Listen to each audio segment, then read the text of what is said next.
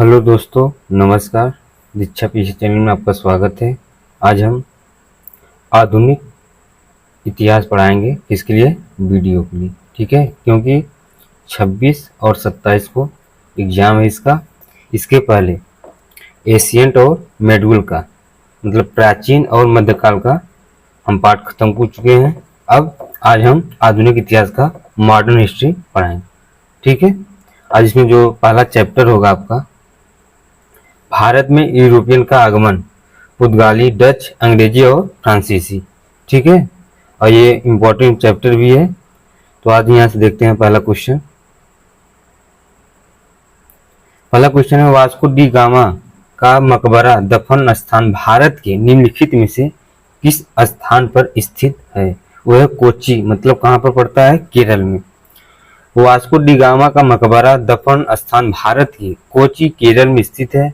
यह पुर्तगाल का नाविक था जिसने 20 मई 1498 ईस्वी में भारत के पश्चिमी तट पर स्थित कालीकट बंदरगाह पहुंचकर भारत एवं यूरोप के बीच नए समुद्री मार्ग की खोज की थी। अगला क्वेश्चन आपका है, वर्ष में ईस्ट इंडिया कंपनी के जहाजों ने सूरत के पास स्थित स्वाली एस्चुअरी में पुर्तगालियों को पराजित किया गया था। तो किया गया था आपका ऑप्शन सी है 1612 ईस्वी में, क्योंकि स्वाली का युद्ध जो है 1612 ईस्वी में ईस्ट इंडिया कंपनी और पुर्तगाली सेना के मध्य सूरत के पास स्थित स्वाली एस्चुअरी में हुआ था। इस युद्ध में पुर्तगाली सेना पराजित हुए थे। तीसरा क्वेश्चन आपका, वास्को डी गामा एक पुर्तगाली अन्वेषक ने वर्ष में भारत के समुद्री मार्ग की खोज की थी। वो थी 1498 ईस्वी में। कौन किया था? वास्को डी गामा, एक पुर्तगाली नाविक था ये। वास्को डी गामा ने भारत की समुद्री मार्ग की खोज सर्वप्रथम 20 मई 1498 को की थी। यह समुद्र के रास्ते से भारत पहुंचने वाले प्रथम व्यक्ति थे। अगला क्वेश्चन है, दक्षिण भारत के किस राजा ने वर्ष 1741 में कोलाचेल की लड़ाई में डच ईस्ट इंडिया कंपनी को परास्त किया था? वो थे मार्तंड वर्मा। ऑप्शन सी सही है। अनियम तरुणाल मार्तंड वर्मा त्रावणकोर के राजा थे। उन्होंने 1741 ईस्वी में कोलचील के लड़ाई में डच ईस्ट इंडिया कंपनी के परास्त किया गया। उन्होंने अपनी सेना को पश्चिमी देशों की तर्ज पर प्रशिक्षित और आधुनिक हथियारों से सुसज्जित, शक्तिशाली और आधुनिक बनाया था। अपने राज्य में सामंती प्रभाव को खत्म करना चाहते थे। अगला क्वेश्चन आपका है, अंग्रेजों के खिलाफ भारतीय सैनिकों द्वारा पहला बड़े पैमाने पर विद्रोह या बेल्लोर विद्रोह किस वर्ष हुआ था? वो थे आपके ऑप्शन सी 1806 ईस्वी में। बेल्लोर विद्रोह 10 जुलाई 1806 ईस्वी को मद्रास राज्य के वेल्लोर शहर में ईस्ट इंडिया कंपनी के खिलाफ भारतीय सिपाहियों का बड़े पैमाने पर हिंसक विद्रोह का पहला उदाहरण था। इस विद्रोह के दौरान विद्रोहियों ने वेल्लोर किले पर कब्जा कर लिया था। अगला क्वेश्चन, किस वर्ष में ईस्ट इंडिया कंपनी ने रणजीत सिंह के साथ अमृतसर की पहली संधि पर हस्ताक्षर किए गए थे? तो वह है ऑप्शन डी 1809 ईस्वी में। 25 अप्रैल 1809 ईस्वी को अमृतसर की संधि राजा रणजीत सिंह तथा अंग्रेजों ईस्ट इंडिया कंपनी के मध्य हुई थी। इस संधि पर मेटकाप और रणजीत सिंह ने हस्ताक्षर किए थे। संधि की शर्तों के अनुसार सतलज नदी के दोनों राजाओं या राज्यों की सीमा मान ली गई तथा सतलज के पूर्व के राज्य अब अंग्रेजों के पास चले गए। इस समय लॉर्ड मिंटो प्रथम भारत का गवर्नर जनरल था। अगला क्वेश्चन आपका है, बक्सर के युद्ध के बाद ईस्ट इंडिया कंपनी मुगल सम्राट को प्रतिवर्ष का भुगतान करने के लिए सहमत हुए थे। वो थे 26 लाख रुपये। ऑप्शन बी सही है। बक्सर का युद्ध कब हुआ था? तो 22 अक्टूबर 1764 ईस्वी को। ये पूछता है डेट इसका। अंग्रेजों तथा बंगाल के नवाब मीर कासिम, अवध के नवाब सुजाउद्दौला एवं मुगल सम्राट शाह आलम द्वितीय की संयुक्त सेना के मध्य हुआ था। ये भी पूछता किसके किसके बीच हुआ था। इस युद्ध में सेनापति हेक्टर मुनरो के नेतृत्व में अंग्रेज विजयी हुए। अब 12 अगस्त 1765 में इलाहाबाद की प्रथम संधि के तहत अंग्रेज प्रतिवर्ष 26 लाख रुपए मुगल सम्राट को देने के लिए सहमत हुए थे। अगला क्वेश्चन है, निम्नलिखित में से कौन सा पुर्तगाली उपनिवेश नहीं था? वो थे आपकी मछलीपट्टनम, ऑप्शन सी सही है। मछलीपट्टनम पुर्तगाली उपनिवेश नहीं था, यह डचों का उपनिवेश था। अन्य पुर्तगाली उपनिवेश कौन कौन? जैसे दीव, दमन, वेसिन, बॉम्बे, गोवा, कन्नौर, कालीकट, कोचीन, कोलंब, गैले, सतारा, ट्रिक, मेल, नागपट्टनम और आदि। अगला क्वेश्चन है, भारत में काजू का प्रथम परिचय किन लोगों ने कराया था? वो थे आपके पुर्तगाली। ठीक है, ऑप्शन डी सही है उसमें।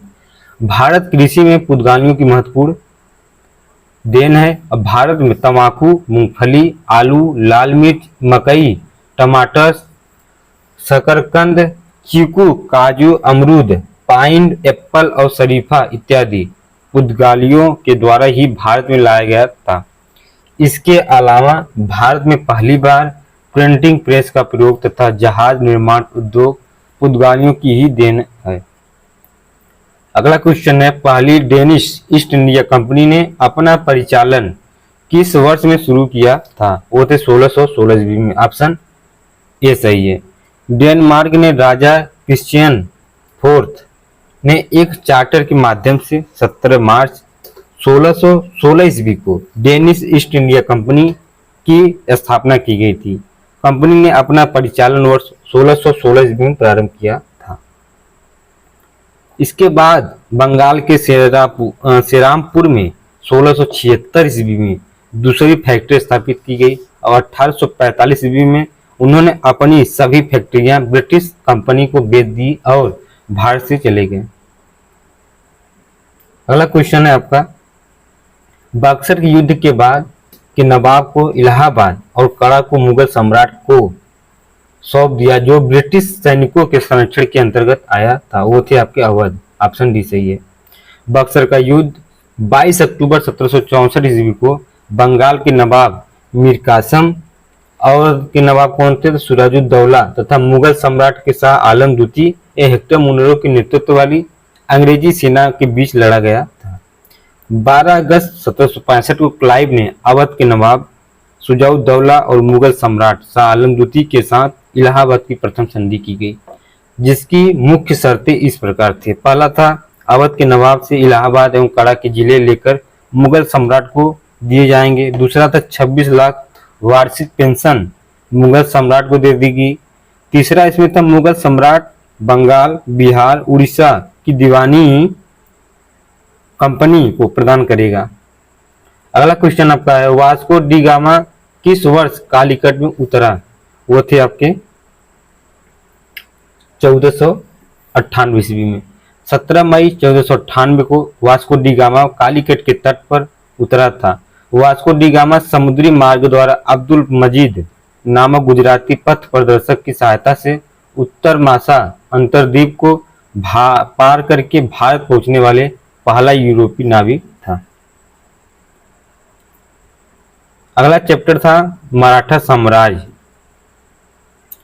इसमें पहला जो क्वेश्चन आपका है, निम्नलिखित में से किस सेना की ताकत छापामार गुरिल्ला रणनीति थी? तो वो थे आपके मराठा, ऑप्शन ए सही है।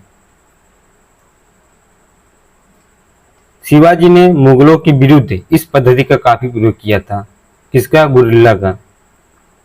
अगला क्वेश्चन है आपका, किस राजा के प्रशासन में अष्टप्रधान मंत्रिपरिषद पाई गई थी? वो थे शिवाजी के कार्यकाल में, ऑप्शन सी। शासन में शिवाजी के सहायता के लिए 8 बड़े अधिकारियों अथवा मंत्रियों का एक समूह था, जिसे अष्टप्रधान के नाम से जाना जाता था। ये 8 प्रधान निम्नलिखित थे, कौन कौन से? पहला थे पेशवा प्रधानमंत्री, दूसरा थे अमात्य अथवा अजमू अंदार, तीसरा था मंत्री अथवा वाकिया नवीस, चौथा था सचिव अथवा शुरू नवीस, पांचवा सुमंत अथवा तबीर, छठवां सेनापति, इसको कहा जाता है सर नौबत, सातवां है कि पंडित राव, आठवां आपका है न्यायाधीश। वास्तव में यह एक मंत्रिपरिषद अथवा समिति की तरह कार्य नहीं करता था। अगला क्वेश्चन आपका, निम्न में से कौन से संत शिवाजी के समकालीन थे? तो वो थे आपके ऑप्शन ए सही है, तुकाराम। अब इसमें क्षेत्र देख लीजिए, संत तुकाराम शिवाजी के समकालीन कौन कौन थे? शंकराचार्य 1788 से 1820 ईस्वी में इनका संपूर्ण भारत क्षेत्र था और मत क्या था, इनका अद्वैतवाद थे। चैतन्य कौन थे? 1486 से लेकर 1533 ईस्वी तक इनका जो क्षेत्र था बंगाल। अब मत इनका क्या था? तो वैष्णव मत।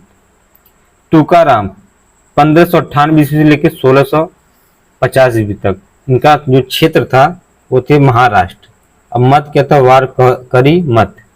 नामदेव 1270 से लेकर 1350 इनका जो क्षेत्र था महाराष्ट्र और मत क्या था? तो निर्गुण मत। अगला क्वेश्चन, निम्नलिखित किसके शासनकाल में मुगल या मुगलों और मराठों के बीच द्वंद्व प्रारंभ हुआ था? वो थे औरंगजेब। ऑप्शन डी सही है, क्योंकि 1657 ईस्वी में मराठा शासक शिवाजी और मुगल बादशाह औरंगजेब का पहली बार मुकाबला हुआ, जब अहमदनगर या अहमदनगर तथा चुन्नार पर उन्होंने आक्रमण किया। इस संघर्ष में शिवाजी को पीछे हटना पड़ा था। अगला चैप्टर आपका, स्वतंत्र राष्ट्र मैसूर, बंगाल और पंजाब और अवध। इसमें जो पहला क्वेश्चन आपका है, रानी लक्ष्मीबाई का विवाह जो है झांसी के निम्नलिखित में से किस राजा से हुआ था? वो थे आपके गंगाधर राव। ऑप्शन डी सही है। रानी लक्ष्मीबाई का विवाह 14 वर्ष की आयु में 1842 ईस्वी में 40 वर्ष के गंगाधर राव ने नेवालकर से हुआ था, जो झांसी के तत्कालीन महाराजा थे। रानी लक्ष्मीबाई का जन्म काशी और वाराणसी में एक मराठा ब्राह्मण परिवार में हुआ था। अगला क्वेश्चन है, सिराज उद दौला किस युद्ध में अंग्रेजों से पराजित हुआ था? वो थे प्लासी। ऑप्शन बी सही है। अब प्लासी का युद्ध कब हुआ था? तो 1757 ईस्वी में। किसके बीच हुआ था? तो वह थे आपके सिराजुद्दौला और अंग्रेजों के बीच। बक्सर का युद्ध जो हुआ था 1764 ईस्वी में, किसके बीच हुआ था? तो मीर कासिम, शुजाउद्दौला और शाह आलम द्वितीय त्रिगुट और अंग्रेज के बीच हुआ था। वांडीवास एक 1760 ईस्वी में हुआ था। एक किसके मध्य हुआ था? तो फ्रांसीसी और अंग्रेजों के सेना के मध्य हुआ था। यहाँ से क्वेश्चन पूछने का चांस ज्यादा रहता है, पूछता भी है। ठीक है, तो अच्छे से आप लोग इसको देख लीजिएगा या सारी मान लीजिए इसका। अगला क्वेश्चन आपका, श्रीरंगपट्टनम का ऐतिहासिक शहर जिसे टीपू सुल्तान और उसके पिता हैदर अली की कब्रों का घर माना जाता है, वह निम्नलिखित किस शहर से लगभग 15 किलोमीटर की दूरी पर स्थित है? वह थे मैसूर। ऑप्शन सी सही है। टीपू सुल्तान 1799 ईस्वी में अंग्रेजों से युद्ध करते हुए श्रीरंगपट्टनम कर्नाटक में शहीद हो गया। टीपू सुल्तान और उसके पिता हैदर अली की कब्र श्रीरंगपट्टनम में स्थित है। यह मैसूर से 15 किलोमीटर दूरी पर स्थित है और टीपू सुल्तान को मैसूर के शेर के रूप में भी जाना जाता है। अगला क्वेश्चन आपका है, टीपू सुल्तान कहाँ का शासक था? वो थे आपके हैदराबाद। ऑप्शन हैदराबाद में मैसूर। ऑप्शन सी सही है। टीपू सुल्तान फतेह अली टीपू हैदर अली का पुत्र था, मैसूर का शासक भी था। अंग्रेजों से युद्ध के दौरान हैदर अली की मृत्यु के बाद टीपू सुल्तान मैसूर का शासक बना, जो अपने पिता की भांति योग्य तथा पराक्रमी था। टीपू की मृत्यु चतुर्थ आंग्ल मैसूर युद्ध के दौरान 1799 ईस्वी में हुई थी। अगला क्वेश्चन आपका है, ब्रिटिश शासन को भारत से उखाड़ फेंकने के लिए इनमें से किसने फ्रांसीसियों से मदद मांगी थी? वो थे टीपू सुल्तान। ऑप्शन डी सही है। ये चकबंदी लेखपाल में पूछा क्वेश्चन, ब्रिटिश शासक को भारत से उखाड़ फेंकने के लिए टीपू सुल्तान ने फ्रांसीसियों से मदद मांगी थी और श्रीरंगपट्टनम में स्वतंत्रता का वृक्ष लगाया। वह जैकोबिन क्लब का सदस्य भी बना रहा। अगला क्वेश्चन आपका है, श्रीरंगपट्टनम की लड़ाई में अंग्रेजों ने किसे पराजित किया था? वो थे टीपू सुल्तान। ऑप्शन सी सही है। श्रीरंगपट्टनम की लड़ाई में अंग्रेजों से टीपू सुल्तान पराजित हुए और श्रीरंगपट्टनम की संधि जो है 1792 ईस्वी में हुई थी। इस संधि में टीपू सुल्तान अंग्रेजों को अपने राज्य का आधा भूक्षेत्र तथा उनके साथ ही मराठा और निजाम को भी कुछ भूभाग देने पड़े। अंग्रेजों ने युद्ध क्षतिपूर्ति के रूप में 3 करोड़ की मांग की। तुरंत धनराशि न देने पाने के कारण अंग्रेजों ने कॉर्नवालिस इनके 2 पुत्रों को बंधक बनाया। 1799 ईस्वी के आंग्ल मैसूर चतुर्थ युद्ध में टीपू सुल्तान युद्ध में शहीद हो गया तथा वांडेयार वंश के 1 या 2 वार्षिक बालक कृष्णराज को राजा बनाया गया और उस पर लॉर्ड वेल्जली ने सहायक संधि थोप दी। अगला क्वेश्चन आपका है, निम्नलिखित में से कौन अवध का प्रथम नवाब था? वो थे आपका सआदत खान। ऑप्शन बी सही है। अवध के प्रथम नवाब सआदत अली खान 1722 से 1739 से थे तथा अंतिम नवाब वाजिद अली शाह 1847 से 1856 में था। अगला क्वेश्चन है, इनमें से किस लड़ाई में अंग्रेजों ने बंगाल के नवाब सिराज उद दौला को हराया था? वो थे आपके ऑप्शन ए सही। 1757 प्लासी की लड़ाई। यह ग्राम विकास अधिकारी में क्वेश्चन पूछ चुका है। प्लासी की लड़ाई में 17 जून 1757 ईस्वी को 23 जून 1757 को अंग्रेजों के सेनापति रॉबर्ट क्लाइव एवं बंगाल के नवाब सिराजुद्दौला के मध्य हुई थी। अगला क्वेश्चन आपका है, प्लासी का युद्ध कब लड़ा गया था? तो लड़ा गया था आपका 1757 ईस्वी में। ऑप्शन बी सही है। अगला क्वेश्चन है, प्लासी की लड़ाई अंग्रेजों के बीच लड़ी गई थी। वो थे सिराजुद्दौला। ऑप्शन ए सही है। अगला चैप्टर इसमें आता है आपका, अंग्रेजों के आर्थिक, सामाजिक और सांस्कृतिक नीतियां के विषय में क्वेश्चन बना है। तो जिसमें पहला क्वेश्चन आपका है, डलहौजी ने भारत में ब्रिटिश साम्राज्य के लिए अवध को कब्जे में ले लिया। इसमें कौन सा ऑप्शन सही है? तो सी, राज्य में अव्यवस्था के माध्यम से। जैसे वहां का जो व्यवस्था रहा होगा, सिस्टम सही नहीं रहा होगा, उसकी वजह से वहां कब्जा कर लिए गए। लॉर्ड वेल्जली या लॉर्ड डलहौजी जिस कार्य के लिए चर्चित रहा वह उसकी हड़प नीति थी। कौन? डलहौजी। 1856 ईस्वी में अवध का विलय जेम्स आउटरम की रिपोर्ट के आधार पर कुशासन का आरोप लगाकर कर लिया गया था। उस वक्त अवध के नवाब वाजिद अली शाह थे। डलहौजी ने 1849 ईस्वी में पंजाब का विलय किया था। अगला क्वेश्चन है, ब्रिटिश ने निम्नलिखित में से किस भाषा को भारतीय समाज में प्रस्तुत करने की उत्सुकता दिखाई है? वो थे ऑप्शन सी।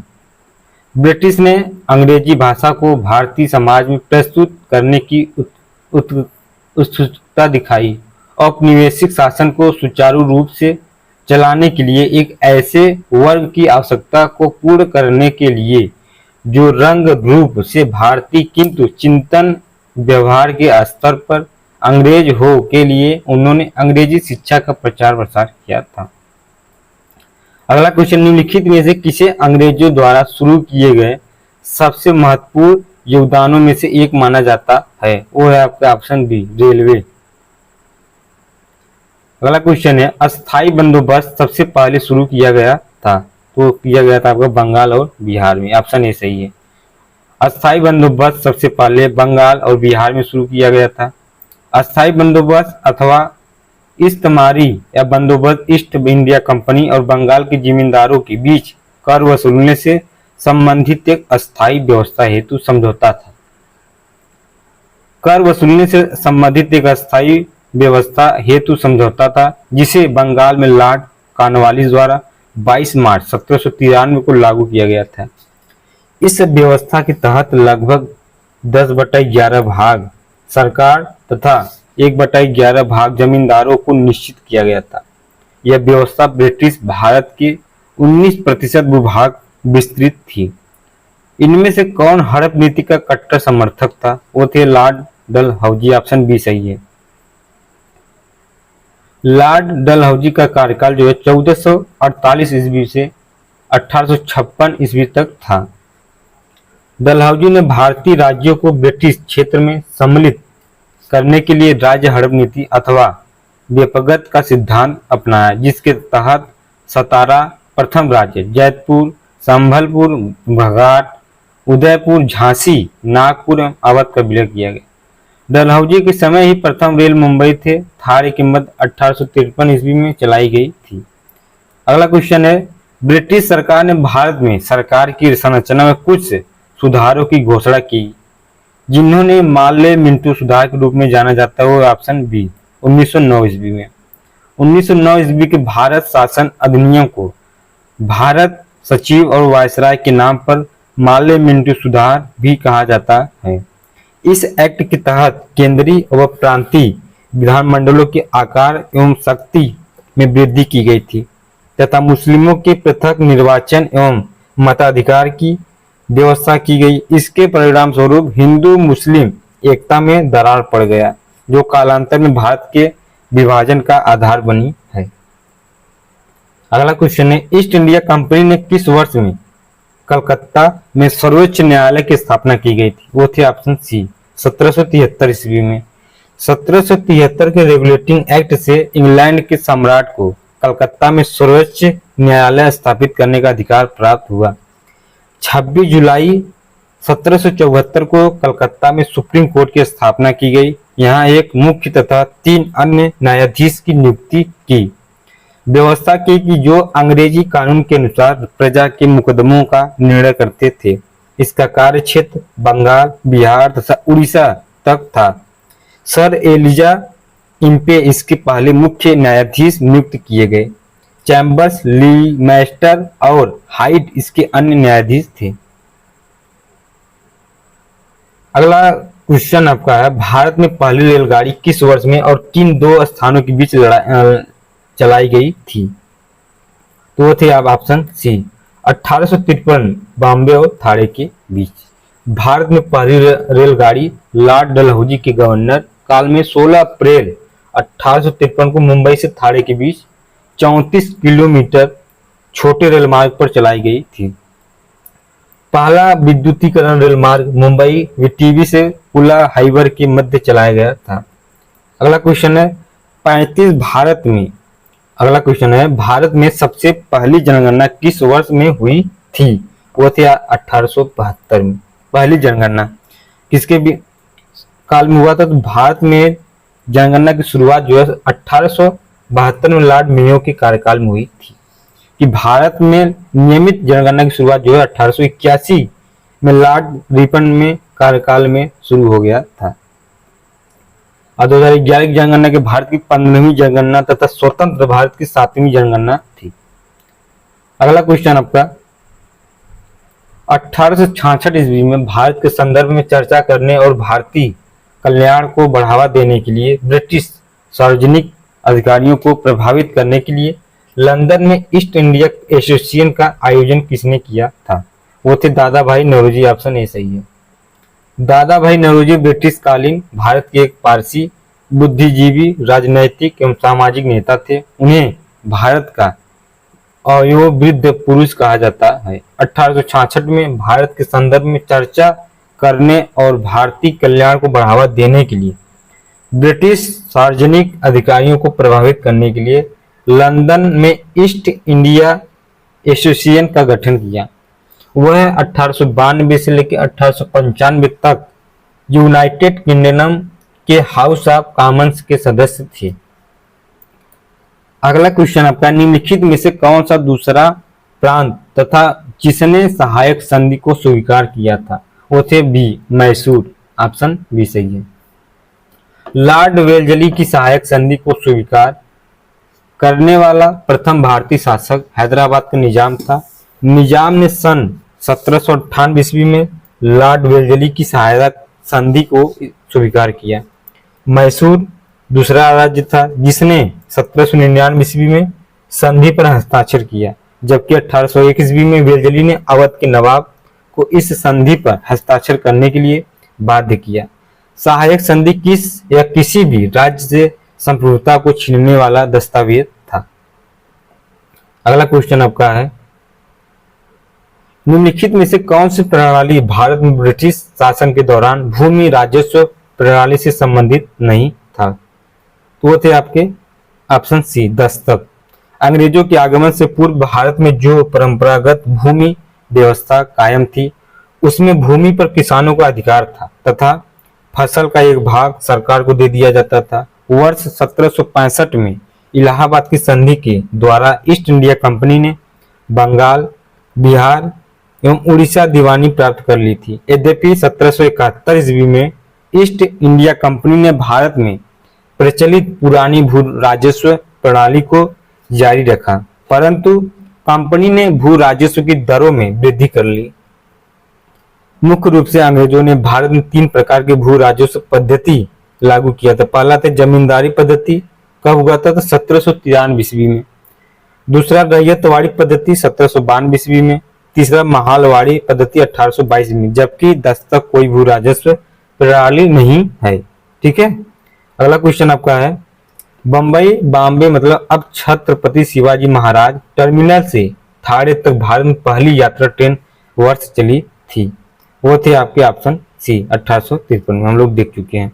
अगला क्वेश्चन आपका है, बाल विवाह विरोध अवरोधक अधिनियम कब? 1929 को निम्नलिखित किस अन्य नाम से भी जाना जाता है? वो शारदा अधिनियम, ऑप्शन ए सही है। शारदा अधिनियम के तहत लड़कियों की शादी की उम्र 14 साल और लड़कों की उम्र 18 साल तक की गई थी। इसके बाद लड़कियों के लिए 18 वर्ष और लड़कों के लिए 21 वर्ष कर दिया गया। 1929 ईस्वी में अजमेर निवासी एवं प्रसिद्ध शिक्षाविद डॉक्टर हरविलास शारदा के प्रयत्नों से बाल विवाह निषेध कानून प्रभाव में आया। इन्हीं के नाम पर इसे शारदा अधिनियम कहा गया है। अगला क्वेश्चन आपका है, 1764 में ब्रिटिश ईस्ट इंडिया कंपनी द्वारा स्थापित भारत का पहला डाकघर निम्नलिखित में से किस स्थान पर था? वो थे ऑप्शन डी बॉम्बे और अब मुंबई इसको कहा गया है। ठीक है, अगला क्वेश्चन आपका है, हिंदू विधवा पुनर्विवाह अधिनियम 1856 जिसे अधिनियम 15 या 1856 भी कहा जाता है, 26 जुलाई 1856 को लागू हुआ था, जिसे लॉर्ड द्वारा पारित किया, किसके द्वारा? लॉर्ड कैनिंग के द्वारा पारित किया गया था। हिंदू विधवा पुनर्विवाह अधिनियम 26 जुलाई 1856 के लागू हुआ, जिसे अधिनियम 15 1856 भी कहा जाता है। लॉर्ड कैनिंग भारत की कंपनी द्वारा नियुक्त अंतिम गवर्नर जनरल तथा भारत का प्रथम वायसराय था। इसके समय में ही राज्य विलय नीति को भी समाप्त कर दिया गया था। अगला क्वेश्चन है आपका, 1891 ईस्वी में बीएम मालाबारी के प्रयासों को तब फल मिला जब सहमति की उम्र जो है अधिनियम को पारित किया गया, जिसके अनुसार वर्ष से कम की बालिका को विवाह पर प्रतिबंध लगा दिया गया था। वो थे 12 वर्ष, ऑप्शन बी सही है। 1891 ईस्वी में लॉर्ड लैंसडाउन के शासनकाल में पारित एज ऑफ कंसेंट एक्ट अधिनियम के तहत बालिकाओं के लिए विवाह की न्यूनतम आयु 12 वर्ष निर्धारित की गई थी। अगला क्वेश्चन है आपका, 1795 और 1804 के बंगाल विनियमन अधिनियमों के घोषित किया गया था, तो ऑप्शन बी कन्या हत्या को अवैध।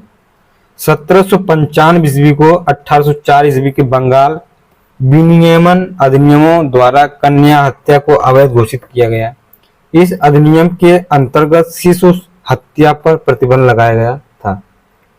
अगला क्वेश्चन आपका है, हंटर आयोग ने किसके विकास पर अधिक बल दिया था? वो थे ऑप्शन ए प्राथमिक शिक्षा। कब? 1882 ईस्वी में सरकार ने डब्ल्यू हंटर की पश्चात देश में शिक्षा की हंटर की अध्यक्षता में एक आयोग का गठन किया था, जिसका कार्य 1854 के पश्चात देश में शिक्षा की दिशा में किए गए प्रयासों एवं उसकी प्रगति की समीक्षा करना था। हंटर आयोग का कार्य केवल प्राथमिक एवं माध्यमिक शिक्षा की समीक्षा तक ही सीमित था। अगला क्वेश्चन है, भारत में यातायात व्यवस्था ट्रैफिक सिस्टम की शुरुआत का श्रेय किसको जाता है? तो वो जाता आपका है ब्रिटिश शासक को। ऑप्शन बी सही है, क्योंकि भारत में यातायात व्यवस्था की शुरुआत का श्रेय ब्रिटिश शासक को जाता है और 1854 में governor general Lord Dalhousie Bharat के मुख्य स्थानों को जोड़ने के लिए ट्रक लाइन की रूपरेखा बनाई थी। ठीक है, किसने? Lord Dalhousie. East India company railway की शुरुआत 16 अप्रैल 1853 को किया था। अगला क्वेश्चन है महालवाड़ी प्रणाली कहाँ लागू की गई थी, इंपॉर्टेंट है, यहाँ से क्वेश्चन बनता है। ठीक है, तो महालवाड़ी जो प्रणाली कहाँ लागू की गई थी, तो ये थे उत्तर प्रदेश, ऑप्शन बी सही है। मालवाड़ी व्यवस्था उत्तर प्रदेश के मध्य प्रांत और पंजाब प्रांत में लागू थी, जो ब्रिटिश भारत के कुल भूभाग का 30% था। महालवाड़ी व्यवस्था जो है, महाल का तात्पर्य जागीर या गांव होता है। इस पद्धति में प्रत्येक महाल गांव के साथ स्थापित की गई, कृषक के साथ नहीं। ग्राम या महाल पर आधारित भूमि व्यवस्था के साथ रैयतवाड़ी बंदोबस्त की कुछ नीतियों को मिलाकर लागू की गई। हाल्ट मैकेंजी इसके जन्मदाता थे। 1819 के प्रतिवेदन में महालवाड़ी व्यवस्था का उल्लेख है। 1822 ईस्वी में इसे लागू किया गया था।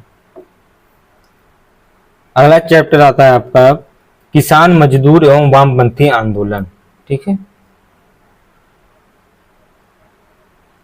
इसमें जो पहला क्वेश्चन है, भूदान ग्रामदान आंदोलन निम्नलिखित में से किसके द्वारा शुरू किया गया था, वो थे विनोबा भावे, ऑप्शन ए सही है।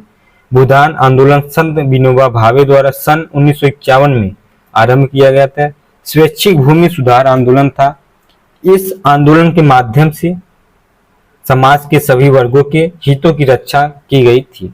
यह आंदोलन वर्तमान के तेलंगाना राज्य के पंचमपल्ली गांव से शुरू किया गया था।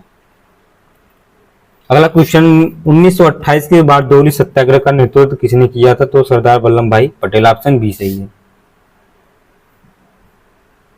वर्ष 1928 के बारडोली सत्याग्रह का नेतृत्व जो है सरदार वल्लभ भाई पटेल ने किया था। यह एक किसान आंदोलन था। इस आंदोलन में सरदार वल्लभ भाई पटेल जो है वृद्धि का विरोध किया, लगान वृद्धि का विरोध किया था। आंदोलन के सफल होने के बाद वहां की महिलाओं ने वल्लभ भाई पटेल को सरदार की उपाधि प्राप्त की थी। कौन सी, सरदार वल्लभ भाई पटेल की उपाधि प्राप्त की थी। अगला क्वेश्चन, इसमें निम्नलिखित में से कौन अवध कृषक आंदोलन का नेता था, तो बाबा रामचंद्र, ऑप्शन ए सही है। अवध के कृषक आंदोलन के नेता बाबा रामचंद्र थे। यह मूलतः महाराष्ट्र के रहने वाले थे। उन्होंने जमींदारी के विरुद्ध अवध किसानों का संगठित करने के लिए पहले की थी। ये सन्यासी वेश में रहकर सभाएं आयोजित करने लगे थे। रामचरितमानस के पाठ द्वारा किसानों को जागृत एवं संगठित किया था। इन्हीं के प्रयास से अक्टूबर 1920 में प्रतापगढ़ में एक समानांतर संगठन या अवध किसान सभा का गठन किया गया था। अगला क्वेश्चन है, भूदान आंदोलन के प्रवर्तक किन्हें माना जाता है, वो है विनोबा भावे, ऑप्शन डी सही है। भूदान आंदोलन आचार्य विनोबा भावे द्वारा सन 1951 ईस्वी में आरंभ किया गया था, जो एक स्वैच्छिक भूमि सुधार आंदोलन था। विनोबा भावे की कोशिश की थी कि भूमि का पुनर्वितरण सिर्फ सरकारी कानूनों के जरिए नहीं हो सके, बल्कि एक आंदोलन के माध्यम से इसकी सफल कोशिश की जाए। अगला चैप्टर आपका है 1857 का विद्रोह। यहाँ से क्वेश्चन वीडियो का एग्जाम में पूछेगा। ठीक है, इंपॉर्टेंट यहाँ से देख लेना थोड़ा। इसमें जो पहला आपका क्वेश्चन है, निम्नलिखित में से किसने या किनके द्वारा 1857 की क्रांति की शुरुआत की गई थी, तो वो थे सिपाहियों में, ऑप्शन ए सही है। 1857 की क्रांति की शुरुआत सिपाहियों द्वारा की गई थी। इतिहास में इस क्रांति की शुरुआत 10 मई 1857 से मानी जाती है। इस क्रांति की शुरुआत जो मेरठ से हुई थी, धीरे धीरे कानपुर, बरेली, झांसी, दिल्ली, अवध आदि स्थानों पर फैल गई थी। अगला क्वेश्चन आपका है, निम्नलिखित में से कौन सा 1857 के विद्रोह का परिणाम था, वो थे option A. East India company की शक्तियों को ब्रिटिश क्राउन में हस्तांतरित कर दिया था। नोट में थोड़ा देख लीजिएगा यहाँ। 1 नवंबर 1858 में इलाहाबाद में आयोजित दरबार में लॉर्ड कैनिंग ने महारानी विक्टोरिया की उद्घोषणा को बढ़ा। उद्घोषणा में भारत में कंपनी का शासन समाप्त कर भारत का शासन सीधे क्राउन के अधीन कर दिया गया था। अगला क्वेश्चन आपका है, कानपुर में 1857 के विद्रोह का नेतृत्व किसने किया था, तो होते नाना साहिब, ऑप्शन बी सही है। कानपुर में 1857 के विद्रोह का नेतृत्व नाना साहिब ने किया था। नाना साहब के और लड़ने की मुख्य जिम्मेदारी तात्या टोपे ने की थी, जिनका मूल नाम रामचंद्र पांडुरंग था। 1857 के विद्रोह का नेतृत्व झांसी में रानी लक्ष्मीबाई, बिहार में जगदीशपुर के बाबू कुंवर सिंह, लखनऊ में बेगम हजरत महल, इलाहाबाद में मौलवी लियाकत अली, बरेली में खान बहादुर खान, फैजाबाद में मौलवी अहमद उल्ला तथा दिल्ली में जनरल बख्त खान ने किया था। अगला क्वेश्चन आपका है, जब मंगल पांडे विद्रोही हो गए तब वह 34वें मूल इंफैंट्री रेजिमेंट में एक सिपाही थे, जो किस स्थान पर स्थित था? तो वह थे बैरकपुर। ठीक है, ऑप्शन सी। जब मंगल पांडे विद्रोही हो गए तो वह 34वें मूल इंफैंट्री रेजिमेंट में एक सिपाही थे, जो बैरकपुर में स्थित था। इसके या इनके द्वारा किया गया विद्रोह भारतीय स्वतंत्रता संग्राम की पहली बड़ी घटना थी और 1857 के विद्रोह के नाम से भी जाना जाता है। रानी अवंतीबाई लोधी ने अंग्रेजों के खिलाफ 4000 सेना खड़ी की और नेतृत्व किया। उन्होंने उसके राज्य के प्रशासन को अधिकार में ले लिया था। ऑप्शन सी सही, रामगढ़ में। अगला क्वेश्चन है, भारतीय स्वतंत्रता के प्रथम संग्राम 1857 के संदर्भ में निम्नलिखित कथनों को पढ़े और सही विकल्प का इसमें चयन करिए। ठीक है, इसे सिपाही विद्रोह या सिपाही म्यूटनी के नाम से भी जाना जाता है। नहीं, यह जम्मू कश्मीर के उधमपुर जिले में शुरू किया गया था। नहीं, यह दिल्ली, आगरा, कानपुर और लखनऊ में व्यापक रूप से फैला था। ऑप्शन सी तीनों गलत है। ठीक है, क्योंकि 1857 का जो विद्रोह, भारतीय विद्रोह, जिसे प्रथम भारतीय स्वतंत्रता संग्राम सिपाही विद्रोह के नाम से भी जाना जाता है, 10 मई 1857 ईस्वी में मेरठ से हुई थी। मेरठ के विद्रोही 11 मई को दिल्ली पहुंचे और 12 मई 1857 ईस्वी को उन्होंने दिल्ली पर अधिकार कर लिया। यह ब्रिटिश शासन के विरुद्ध एक सशस्त्र विद्रोह था, जो भारत के विभिन्न क्षेत्रों में 2 वर्षों तक चलता रहा। यह विद्रोह दिल्ली, आगरा, कानपुर, लखनऊ में व्यापक रूप से फैला था। दिल्ली जो है स्थान था, इसका नेतृत्व किसने किया था? तो बहादुर शाह द्वितीय। कानपुर का नेतृत्व किसने किया था? तो नाना साहब। और लखनऊ का जो नेतृत्व किया था वो बेगम हजरत महल। ठीक है, अगला क्वेश्चन आपका है, मेरठ छावनी में 1857 के सैनिक विद्रोह की शुरुआत कब हुई थी? तो 10 मई 1857 को। 29 मार्च 1857 को बैरकपुर, पश्चिम बंगाल में 34वीं रेजिमेंट के सैनिकों ने चर्बी वाले कारतूस का इस्तेमाल करने से मना कर दिया था। एक सैनिक मंगल पांडे ने अपने सार्जेंट पर हमला कर उसकी हत्या कर दी। 8 अप्रैल 1857 की मंगल पांडे को फांसी दे दी गई और 34वीं पैदल सेना रेजिमेंट को भंग कर दिया गया और 10 मई 1857 को मेरठ छावनी के सैनिकों ने खुला विद्रोह शुरू कर दिया और अपने अफसरों पर गोलियां चलाई और अपने साथियों को मुक्त करा दिया। दिल्ली और चोल दिए बहादुर शाह द्वितीय ने दिल्ली में नाना साहब, कानपुर में, लखनऊ में बेगम हजरत महल विद्रोहियों का नेतृत्व किया। बिहार में इसका नेतृत्व कुंवर सिंह किया। झांसी का ग्वालियर में विद्रोहियों का नेतृत्व रानी लक्ष्मीबाई ने किया था। अगला क्वेश्चन आपका है, निम्नलिखित में से किसने 1857 के विद्रोह को दबाने के लिए अंग्रेजों की सहायता प्रदान नहीं की थी? तो वो थे आपके ऑप्शन बी, अवध की बेगम हजरत महल। 1857 के प्रथम स्वतंत्रता विद्रोह में भाग लेने वाली प्रसिद्ध महिला स्वतंत्रता सेनानी कौन थी? तो है बेगम हजरत महल। ऑप्शन डी सही है। अगला क्वेश्चन आपका है, 1857 के सिपाही विद्रोह में सिपाहियों को किस कंपनी द्वारा बनाए गए कारतूसों पर आपत्ति थी? वो थे option B, Enfield.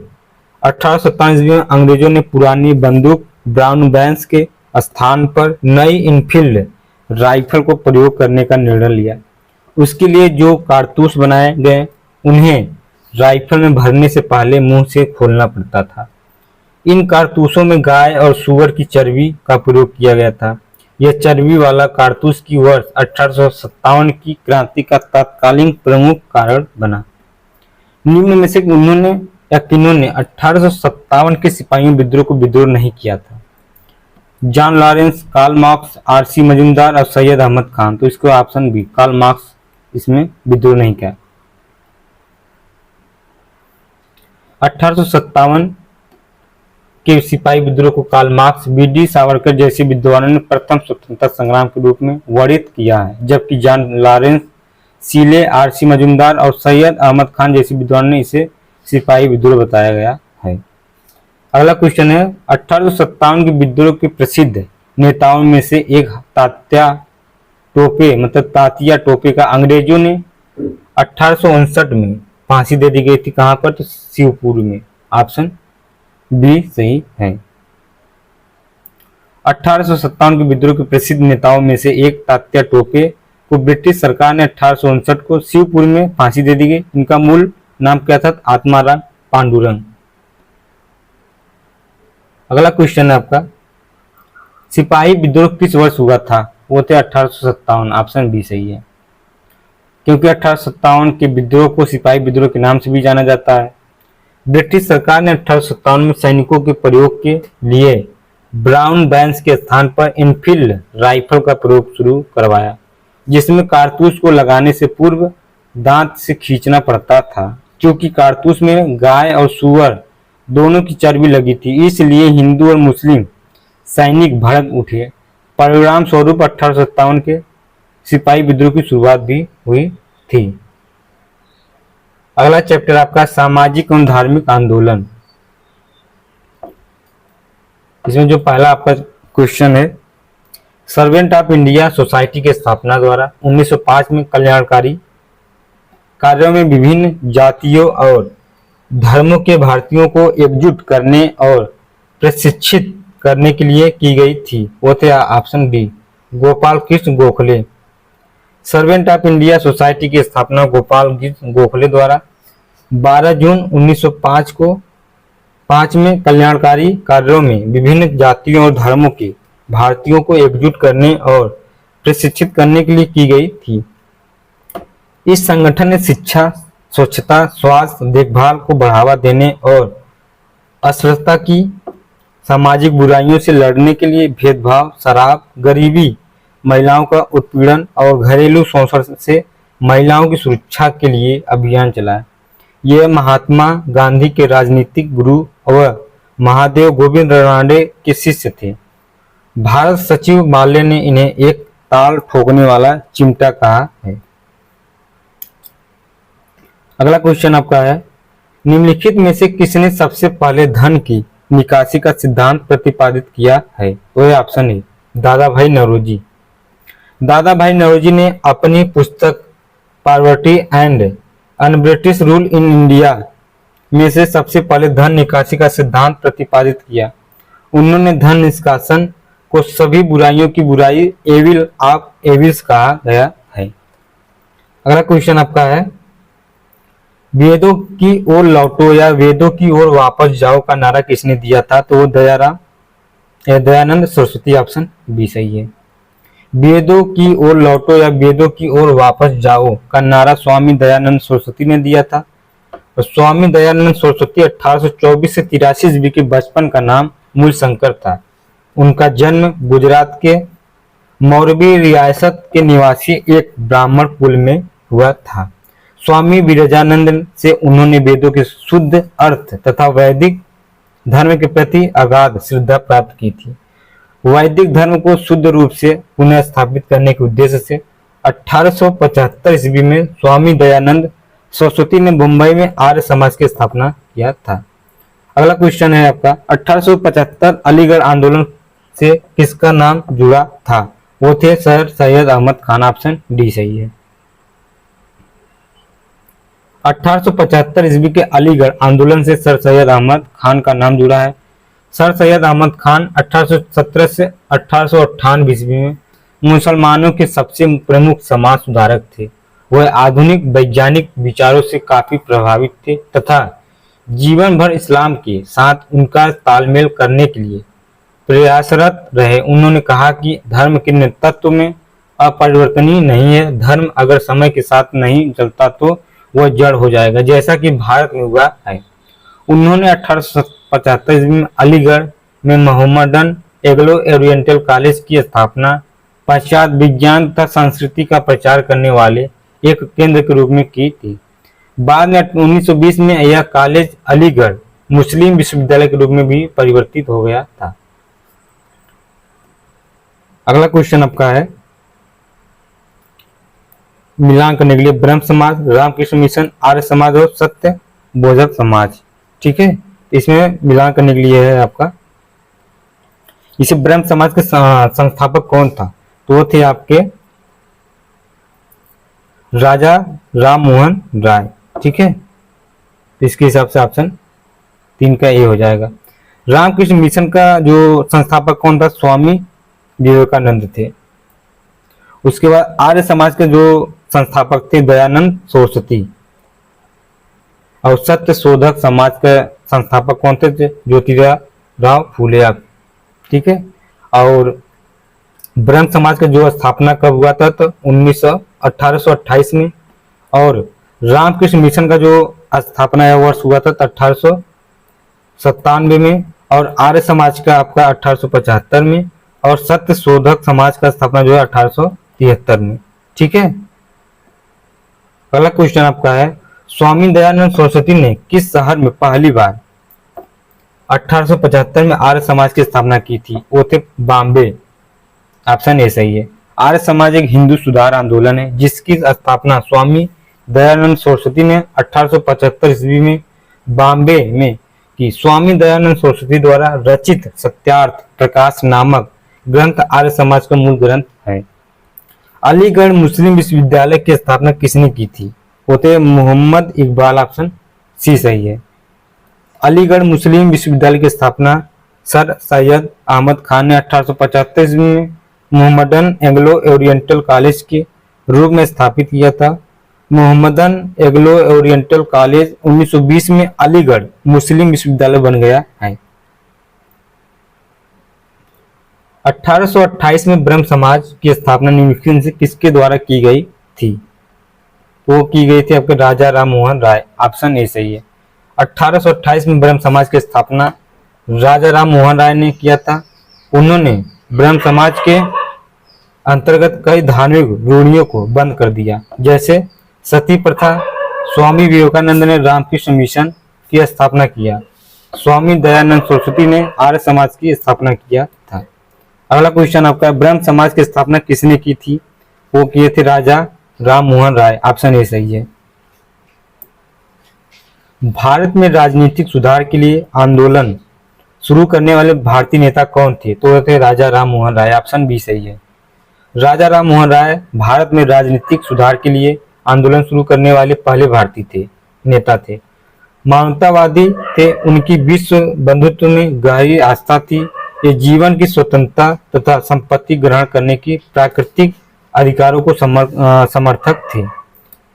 Arya Samaj की स्थापना किसने की थी? तो थे स्वामी दयानंद सरस्वती। कब? 1875 में 10 अप्रैल। इनका उद्देश्य क्या था? तो वैदिक धर्म को शुद्ध रूप से स्थापित करना, भारत को धार्मिक, सामाजिक और राजनीतिक रूप से एक सूत्र में बांधना तथा पाश्चात्य प्रभाव को समाप्त करना था। अगला क्वेश्चन है, रामकृष्ण मिशन का मुख्यालय कहाँ स्थापित की गई है? तो है आपका वेलूर मतलब मठ। रामकृष्ण मिशन की स्थापना 1 मई 1857 ईस्वी को हुई थी। इस मिशन की स्थापना जो है स्वामी विवेकानंद ने की थी, जो रामकृष्ण परमहंस के शिष्य थे। इस मठ की विश्व में कुल 205 शाखाएं हैं और इसका मुख्यालय पश्चिम बंगाल के वेल्लोर मठ में स्थित है। यह संगठन वेदांत की हिंदू विचारधारा को माना जाता है। अगला क्वेश्चन है, 1815 में राम मोहन राय ने एक नई धार्मिक संस्था की स्थापना की जिसे सभा कहा जाता था। इसे बाद में ब्रह्म समाज के नाम से भी जाना जाता है। वो थे आपके आत्मी। ऑप्शन ए सही है। 1815 ईस्वी में राजा राम मोहन राय ने आत्मी सभा नामक एक धार्मिक संस्था की स्थापना की थी। अब 20 अगस्त 1828 ईस्वी में ब्रह्म सभा की स्थापना की, जो आगे चलकर ब्रह्म समाज के नाम से जाना गया है। यह धार्मिक संस्था तर्कवाद एवं वेदों के दर्शन पर आधारित था। अगला क्वेश्चन है, स्वामी विवेकानंद द्वारा 1857 में रामकृष्ण मिशन की स्थापना हुई थी। ठीक है, ऑप्शन ही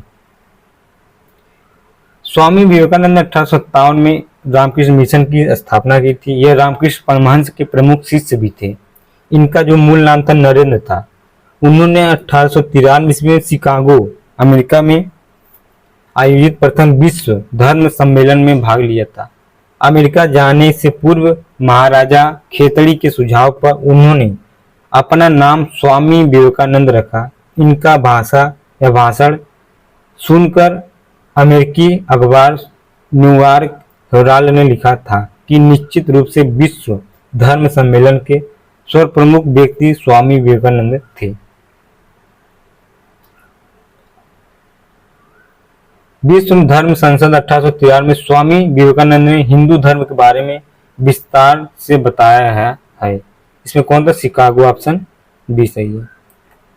1893 ईस्वी में शिकागो में आयोजित सर्वधर्म सम्मेलन में स्वामी विवेकानंद ने हिंदू धर्म के बारे में विस्तार से बताया है। 12 जनवरी 1863 ईस्वी को कोलकाता में जन्मे स्वामी विवेकानंद के बचपन का नाम नरेंद्र नाथ दत्त था। उनके जन्म जो दिवस 12 जनवरी को राष्ट्रीय युवा दिवस के रूप में मनाया जाता है। 1805 में राजा राम मोहन राय द्वारा स्थापित किस संगठन ने महिलाओं के खिलाफ नकारात्मक परंपराओं या पूर्वाग्रहों और प्रथाओं को हटाने की प्रयास किया था? इसमें से कोई राजा राम मोहन राय ने 1805 में किसी संगठन की स्थापना नहीं, बल्कि 1815 में आत्मी सभा का 1828 में ब्रह्म समाज की स्थापना किया था। अब अगला चैप्टर आपका है भारतीय राष्ट्रीय कांग्रेस। ये वीडियो आपको अगले पार्ट में देखा जाएगा। ठीक है, तो आज तक यही वीडियो हम समाप्त करने जा रहे हैं। ये वीडियो आपको अच्छा लगे तो लाइक और सब्सक्राइब जरूर करना। जो भी सुझाव आप कमेंट में शेयर कर सकते हैं। ठीक है, ज़्यादा दिन एग्जाम बचा नहीं तो आप लोग अच्छे से पढ़िए, रिवाइज करिए। धन्यवाद।